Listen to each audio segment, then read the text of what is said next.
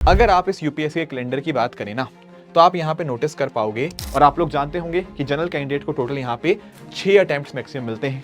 अब सवाल आता है कि सर यहाँ पर हमें पता कैसे लगेगा हमारा सर्टिफिकेट प्रॉपर है या नहीं है। देखो, पर ध्यान रखना, ये आप ऐसा डॉक्यूमेंट अपलोड करना जो कि आप एग्जामिनेशन में लेके भी जा पाओ। उस नई फोटो में जब आप खिंचवाओगे फोटोग्राफर से, तो आप उसको बोल देना कि ये मेरा नाम है, ये लिख दे, नीचे आप लिख दो फोटो खिंचवाने की तारीख, लैंग्वेज पेपर कौन से रहेंगे, मेंस का सेंटर, ये सब चीजें यहाँ पे होंगी। एक बार आपने कैटेगरी अपनी डाल दी, उसके बाद वो कैटेगरी चेंज नहीं हो सकती।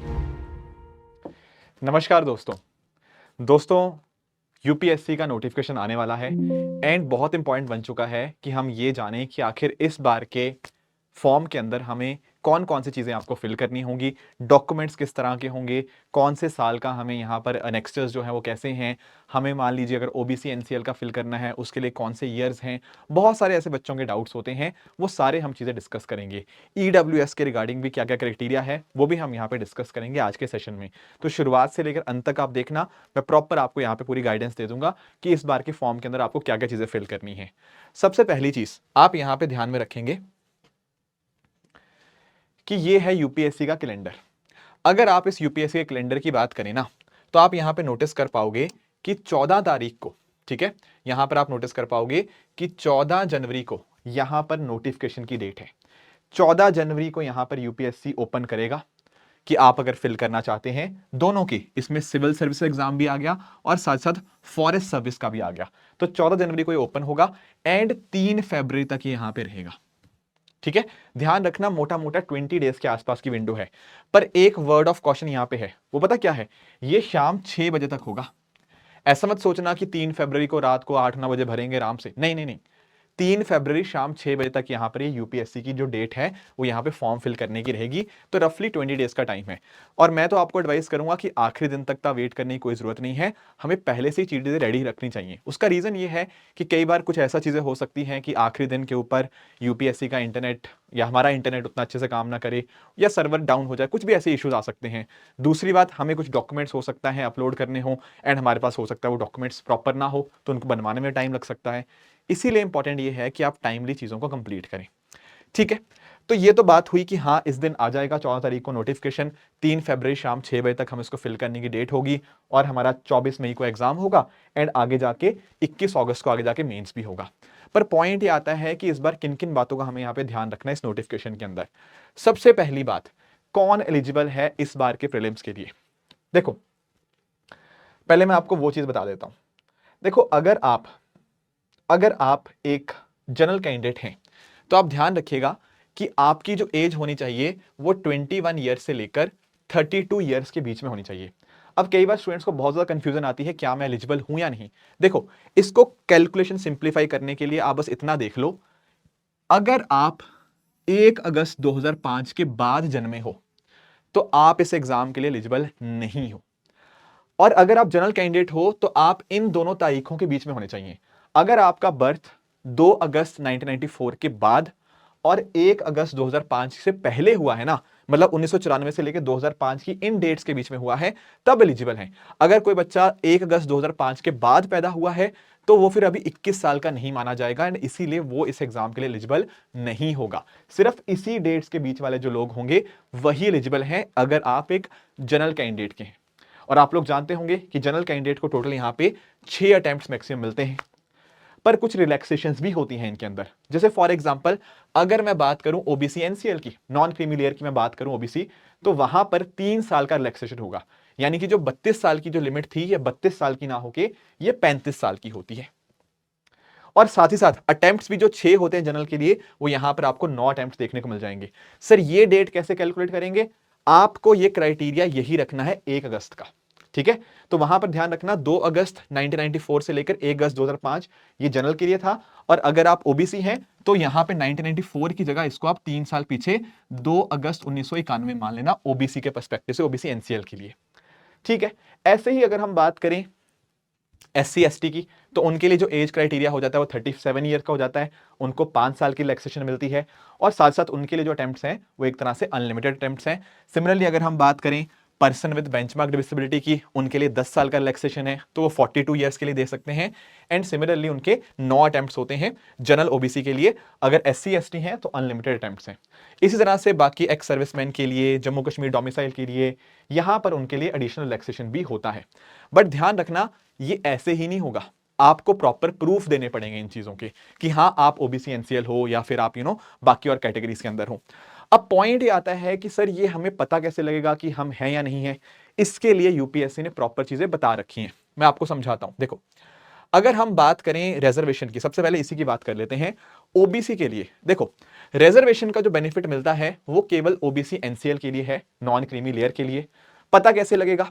सबसे पहली चीज, अगर आपकी परिवार की इनकम 8 लाख प्रति साल है और इसमें एग्रीकल्चर इनकम को हम काउंट नहीं करते हैं, it excludes salary and the agriculture income, इसको हटाकर, तो वहां पर वो ओबीसी एनसीएल में यहां पे कैटेगराइज हो सकते हैं। अब ध्यान रखना, यहां पर यूपीएससी ने डेट्स दे रखी हैं, आप कोई रैंडम डेट का पुराना एनसीएल सर्टिफिकेट नहीं चलेगा। कौन सा चलेगा? देखो, ऐसा ओबीसी एनसीएल सर्टिफिकेट जो 1 अप्रैल 2025 के बाद इशू हुआ है वही चलेगा। फिर सर ये लाइन क्या लिखी है? बिफोर नॉट लाइटर 3 फरवरी, मतलब यार ऐसा नहीं ना होगा कि 3 फरवरी को यूपीएससी ने अपना नोटिफिकेशन बंद किया उसके बाद जाके आप बनाओ, नहीं, आपका 1 अप्रैल 2025 के बाद से लेकर अभी तक किसी डेट में आपका ओबीसी एनसीएल का सर्टिफिकेट होना चाहिए। और वहां पर इनकम प्रूफ लगेगा ऑब्वियसली, तभी तो आपको यहां पे इस क्राइटेरिया में आप आओगे। तो वो कौन से फाइनेंशियल ईयर होंगे? वो 3 साल होते हैं। कौन से 3 साल? आपके 2022-23, 23-24 और 24-25, इन 3 सालों के इनकम के बेसिस के ऊपर आपका 1 अप्रैल 2025 के बाद का आपका ओबीसी एनसीएल सर्टिफिकेट होगा, वही वैलिड माना जाएगा। अगर कोई इसके पहले का है वो सारे इनवैलिड यहां पे माने जाएंगे, वहां पर आपका फिर रिजर्वेशन नहीं मिलेगा। तो ध्यान रखना, अगर आपका ओबीसी एनसीएल इससे पुराना है तो फिर आप जनरल कैटेगरी के अंदर यहां पे कंसिडर किए जाएंगे। एक डाउट और आता है कि सर हमारा तो स्टेट का है, स्टेट लेवल ओबीसी सर्टिफिकेट है हमारा, देखो वो भी वैलिड है, पर अगर तभी वैलिड है अगर वो सेंट्रल गवर्नमेंट के नॉर्म्स को अगर वो मीट करते हैं, अदरवाइज वो यहां पे वैलिड नहीं होंगे। अगर मान लीजिए आपने अपडेटेड ओबीसी सर्टिफिकेट नहीं सबमिट कर पाए तो उस केस में आपको जनरल कैटेगरी के अंदर यहां पे कंसिडर किया जाएगा। अब सवाल आता है कि सर यहां पर हमें पता कैसे लगेगा हमारा सर्टिफिकेट प्रॉपर है या नहीं है? देखो, एक्चुअली ना यूपीएससी के एनेक्चर्स के अंदर, अगर आप यूपीएससी के नोटिफिकेशन जाएंगे, यहां यूपीएससी ने इनके रिगार्डिंग यहां पे प्रॉपर फॉर्मेट अपेंडिक्स के अंदर दे रखा है। जैसे फॉर एग्जांपल अगर मैं बात करूं पर्सन विद बेंचमार्क डिसेबिलिटी की, तो यहां पर ना इसका प्रॉपर यहां पे डॉक्यूमेंट है, ये देखो। अगर मान लो जैसे कोई पर्सन विद बेंचमार्क डिसेबिलिटी का है तो यहां पर उसको ये सर्टिफाई करवाना पड़ेगा। आप सीएमओ से करवा सकते हो, सिविल सर्जन से, medical superintendent of government health care institution से, इनसे आप यहाँ पे सिग्नेचर्स आप इनको सर्टिफाई करवाइए। जैसे फॉर एग्जांपल आपका यहाँ पर नाम, यहाँ पे डॉक्टर का नाम आ जाएगा और यहाँ पर आ जाएगा पर्सन का नाम, कि हाँ भाई कि इस पर्टिकुलर पर्सन को इतने % बेंचमार्क डिसेबिलिटी है एंड ये यहाँ का रेजिडेंट है, ताकि वो सर्टिफाई हो प्रॉपर कि हाँ एक्चुअल में फिजिकल लिमिटेशन है। और अगर मान लीजिए कुछ बच्चे ऐसे भी होंगे जो पर्सन विद बेंचमार्क डिसेबिलिटी से हैं एंड उनको एग्जाम लिखने के लिए एक स्क्राइब की आवश्यकता है, तो वहां पर उसके लिए भी यहां पर एक फॉर्म आपको फिल करना होगा। ये पूरा यहां पे फॉर्म का यहां पे जो आपको अपेंडिक्स में मिल जाएगा। सर कहां मिलेगा? ये यूपीएससी नोटिफिकेशन देता है ना, तो वो लगभग 150 पेजेस के आसपास की नोटिफिकेशन होती है।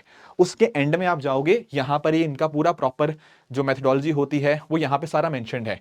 40% से कम है, 40% से ज्यादा है, ये प्रॉपर सारा यहां पे दिया होता है। कौन साइन कर सकता है, वो सारी चीजें यहां पे मेंशन्ड होती हैं। तो इस तरह से आप इन इनेक्स्चर्स को यहां पे ध्यान से देखना। साथ ही साथ अगर मैं बात करूं तो जैसे ओबीसी के रिजर्वेशन की बात करी, सिमिलरली ईडब्ल्यूएस रिजर्वेशन, अब ये भी अपने आप में बड़ा कंफ्यूजिंग हो जाता है। इसके लिए भी यूपीएससी ने प्रॉपर बताया है। क्या बताया है? पहली चीज तो यही है, आपका जो सर्टिफिकेट होगा ईडब्ल्यूएस का, इट शुड बी आफ्टर 1 अप्रैल 2025। पुराना सर्टिफिकेट यहां पे नहीं वैलिड होगा, 1 अप्रैल 2025 के बाद का ही सर्टिफिकेट होना चाहिए। और उसमें आपके इनकम और एसेट सर्टिफिकेट यहां पे आपको देना होगा, ठीक है? तो उसी के बेसिस के ऊपर 2024-25 के फाइनेंशियल ईयर, उसी के बेसिस के ऊपर आपका जो क्राइटेरिया सेंट्रल गवर्नमेंट डिसाइड करती है, उसी के बेसिस के ऊपर आपका ईडब्ल्यूएस सर्टिफिकेट मिलेगा। एंड अगर मान लीजिए वो अपडेटेड सर्टिफिकेट है तो आपको यहां पर फिर ये जो ईडब्ल्यूएस के कॉन्टेक्स्ट में आपको जो रिजर्वेशन मिलती है, that is eligible for you. उसी तरह से सिमिलरली अगर हम बात करें SC ST की, तो वहां पर भी है पर्सन विद बेंचमार्क डिसेबिलिटी के लिए भी यहाँ पे स्क्राइब की एलिजिबिलिटी, एक्स्ट्रा टाइम जो होगा, वो सारी चीजें आप एलिजिबल हो सकते हो। पर मैंने आपको जो फॉर्मेट दिखाया, आपको फॉर्मेट को फॉलो करना पड़ेगा। राइट। तो इस तरह से बाकियों के लिए, SC ST के लिए भी ये सारी बातें सेम चीज आपको एप्लीकेबल देखने को मिल जाती हैं। अब कुछ बातें और ध्यान में रखिएगा। आपका ये जो फॉर्म आएगा ना OTR का, ये जो फॉर्म आएगा अभी, सॉरी अपना 14 जनवरी को, इसमें टोटल 4 पार्ट्स होते हैं। प्लीज सुनना इस बात को ध्यान से। देयर आर 4 पार्ट्स जो कि आपको यहां पे कंप्लीट करने होंगे। Part 1, part 2, part 3, part 4। क्या होता है इनके अंदर? देखो, पार्ट 1 तो होता है आपका OTR। What is OTR? One time registration. ये आप चाहो तो अभी भी कर सकते हो, आपको 14 जनवरी तक वेट करने की जरूरत नहीं है कि यूपीएससी खोलेगा तब हम फिल करेंगे। ये बेसिक डेटा होता है आपके बारे में जो आप यहां पे फिल कर सकते हो। फॉर एग्जाम्पल, इसमें आपका बात होती है आपके पर्सनल इंफॉर्मेशन के बारे में, आपका एड्रेस, आपका फोटो सिग्नेचर्स वगैरह, ये सारी बातें यहां पे होती है। मैं एक एक करके इनको डिस्कस करूंगा, डोंट वरी अबाउट इट। ये आप अभी भी कर सकते हो चाहो तो। मैं आपको एक्सप्लेन कर देता हूं इसको। देखो, OTR में पता क्या होगा, आप अपने बारे में जानकारी दोगे, अपने माताजी का नाम, पिताजी का नाम, अपना अपना डॉक्यूमेंट्स कुछ आप अपलोड करोगे इसके अंदर। फॉर एग्जांपल, आपको एक डॉक्यूमेंट अपलोड करना होगा, वो आपका या तो आधार हो सकता है, ठीक है, आपका पैन कार्ड हो सकता है, ठीक है, कोई भी आईडी, आपका पासपोर्ट हो सकता है, इसके अलावा आपके और जो डिफरेंट डिफरेंट आपके हो सकते हैं वो हो सकते हैं, ठीक है। पर ध्यान रखना, ये आप ऐसा डॉक्यूमेंट अपलोड करना जो कि आप एग्जामिनेशन में लेके भी जा पाओ। जैसे फॉर एग्जांपल पासपोर्ट अगर आपने मान लो अपलोड कर दिया, तो एग्जाम में वो पासपोर्ट लेके जाना काफी दिक्कत वाली काम बन जाता है, ठीक है ना।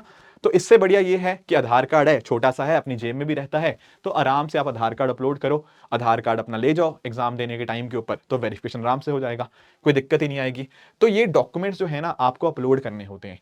इसमें डॉक्यूमेंट भी है, दूसरी बात है यहां पर आपको अपनी फोटो भी अपलोड करनी है और अपने सिग्नेचर्स भी अपलोड करने हैं, ठीक है। जैसे फॉर एग्जांपल, अगर आपको इस तरह से आपको चाहिए, तो आप अपने एक सिग्नेचर्स अपने एक कागज पे, एक व्हाइट कागज के ऊपर करो, उसकी फोटो लो, उसको स्कैन करके अपलोड करना होता है। इसकी भी मैं आपको अगर डिटेल्स आपको जाननी है तो मैं आपको वो डिटेल्स भी आपको दे देता हूं। देखो,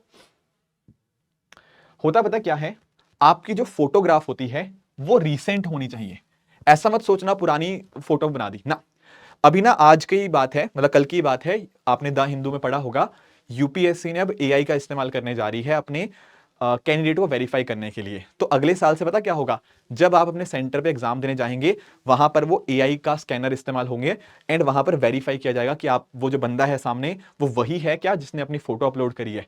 ऐसा तो नहीं कि फोटो किसी और बंदे की है एंड वहां पर बंदा एग्जाम देने कोई और चला गया। इसीलिए यूपीएससी ने अब यहाँ पे स्कैनर वाली फैसिलिटी भी यहाँ पे अवेल करने वाली है। इसीलिए आप क्या करना, अपनी जो भी लेटेस्ट फोटो होगी ना वही अपलोड करना। और ध्यान रखना, लेटेस्ट फोटो थोड़ा ऐसा रखना जो कि आपका रियल, आपका रियल जो हो वैसा। ऐसा मत करना कि फोटो में आपकी दाढ़ी बहुत लंबी है, फोटो में आपने बड़े बड़े बाल कर रखे हैं और एग्जामिनेशन दिन आप पूरी दाढ़ी कटवा के, पूरे बाल कटवा के जा रहे हो, आपका लुक ही बिल्कुल बदल जाए। ऐसा मत करना।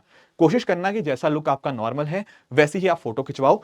एंड यूपीएससी ने यहां पे स्पेसिफाई किया हुआ है कि आपका जो फोटो होगी ना वो रिसेंट होगी, 10 दिन से ज्यादा पुरानी नहीं होनी चाहिए। जैसे for example 14 January is the date, तो उससे ऐसा मत करना कि 10 दिन पुरानी या उससे पुरानी फोटो ना। अगर 14 जनवरी से स्टार्ट है ना, तो उस केस में आपको रिसेंट पिछले 10 दिन के अंदर वाली ही आपको फोटो अपलोड करनी होगी।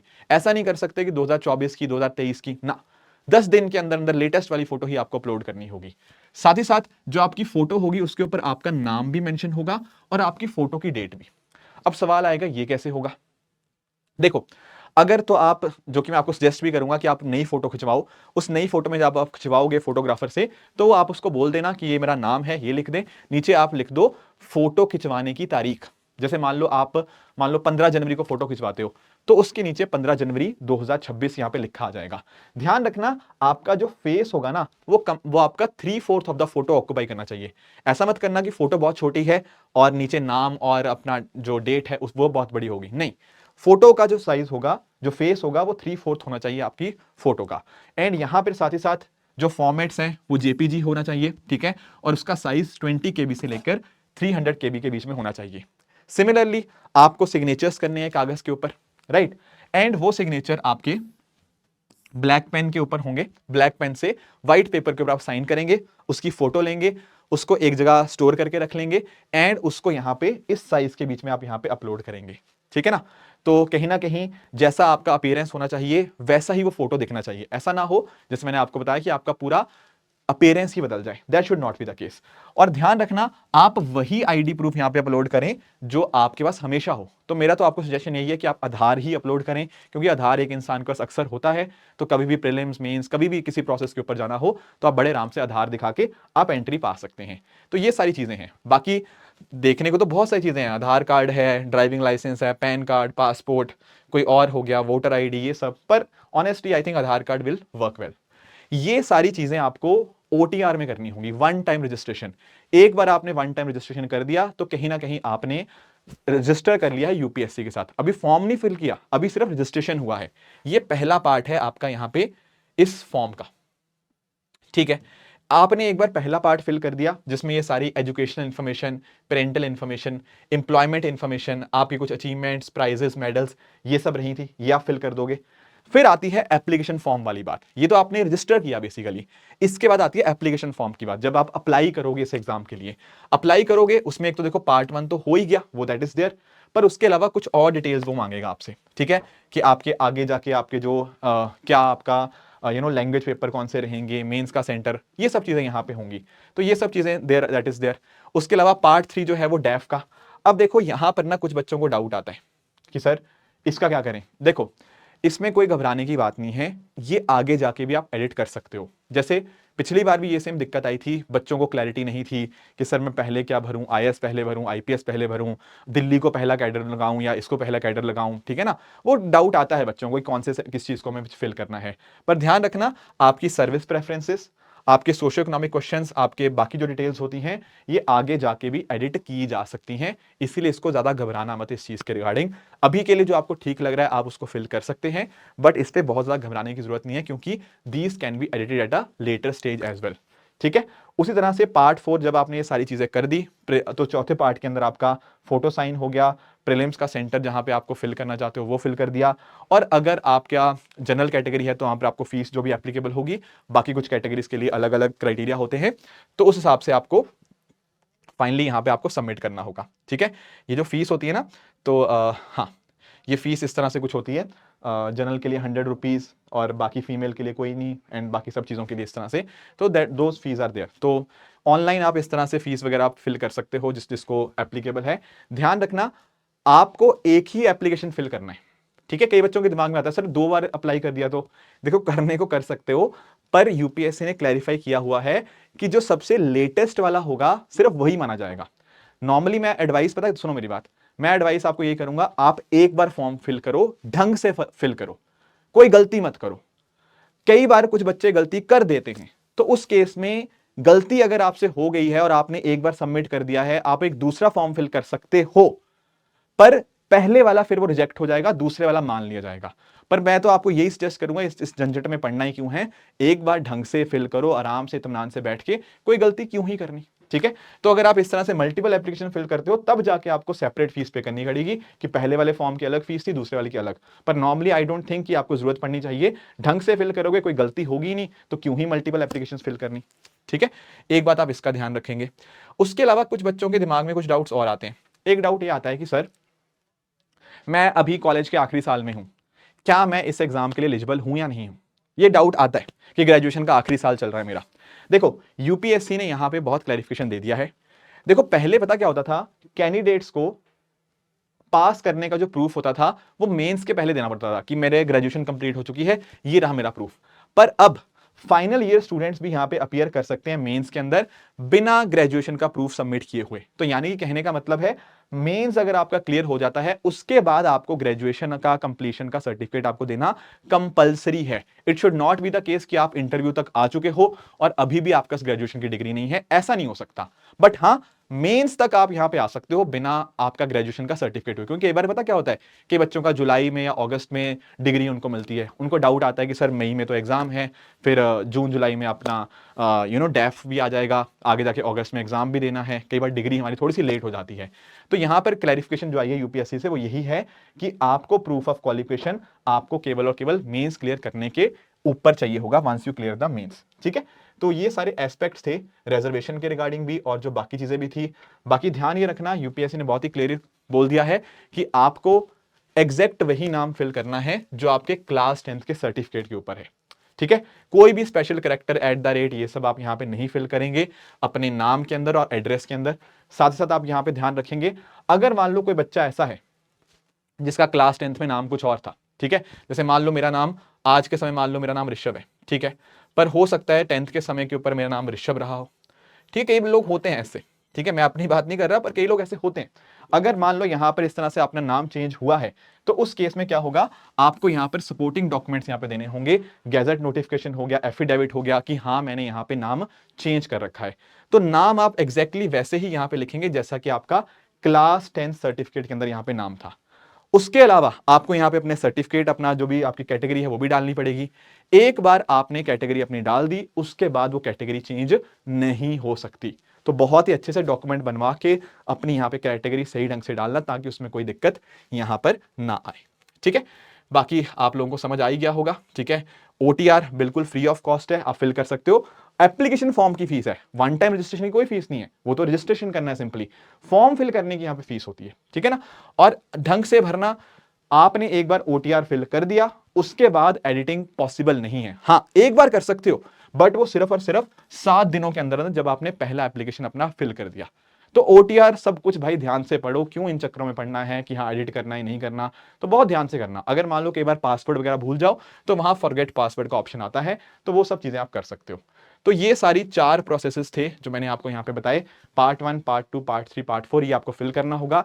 ध्यान रखना 14 जनवरी को जो फॉर्म्स हैं आपके सामने आ जाएंगे, तो बहुत ही आराम से शांति से अपने डॉक्यूमेंट्स बना लो, अपनी फोटो और बाकी सब डॉक्यूमेंट्स हैं वो रेडी कर लो, एंड फिर आप 3 फरवरी शाम 6 बजे तक इसको आपको फिल करना होगा। कोशिश करना आखिरी 3-4 दिन से पहले ही फिल कर लो ताकि लास्ट मिनट कोई रश यहाँ पे ना आए। कोई और डाउट्स होगा तो आप मुझे डेफिनेटली कमेंट्स में बताना। इसी तरह से आप सब लोग हार्डवर्क करते रहिए। All the very best and thank you so much. जय हिंद।